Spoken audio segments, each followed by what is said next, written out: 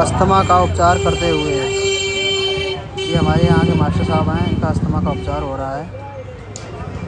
देखिए, इनको अस्थमा थी और एलर्जी थी, बहुत भयंकर तरीके से इनको एलर्जी हो रखी थी। तो इनका सत्कर्म विद्या से इनका इलाज किया जाएगा।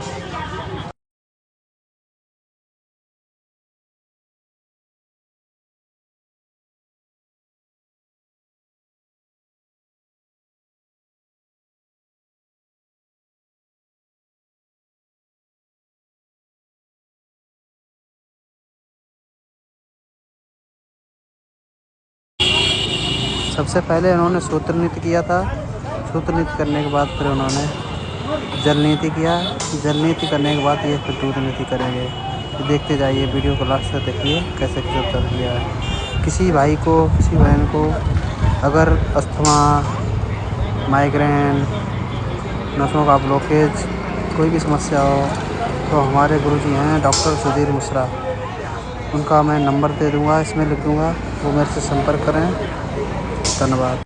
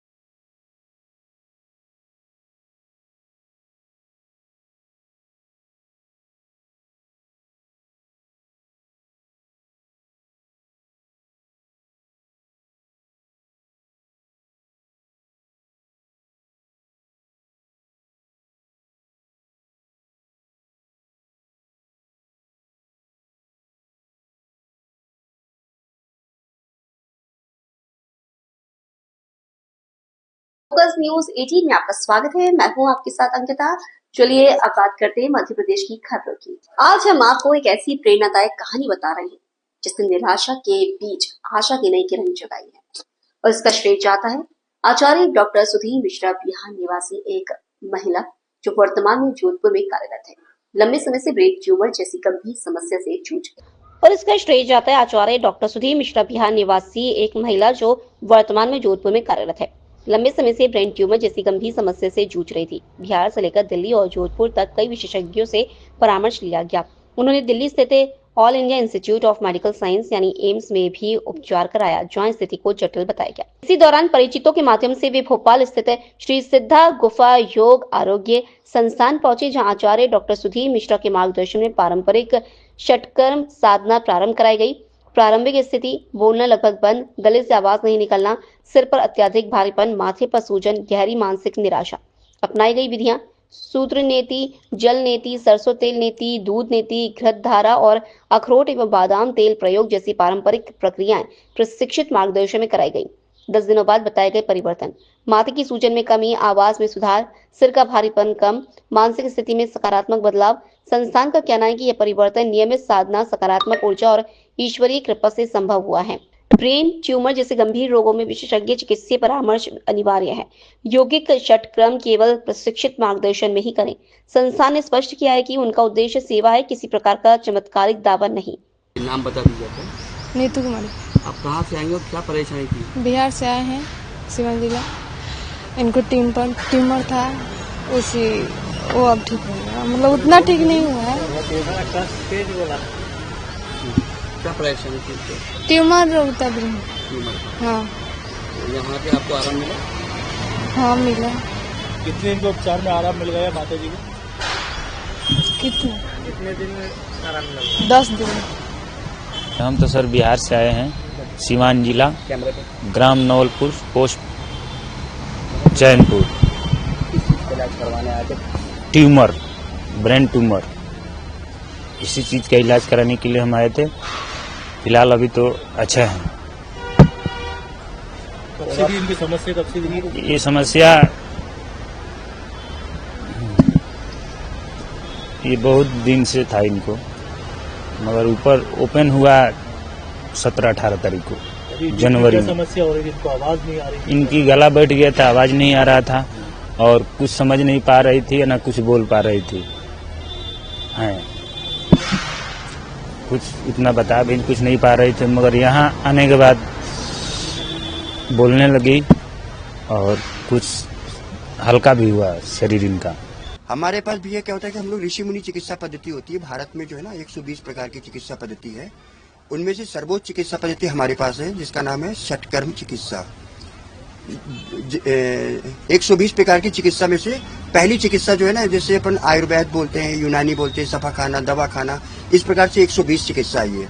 उसमें पंचकर्म से पहले जो आता है षटकर्म।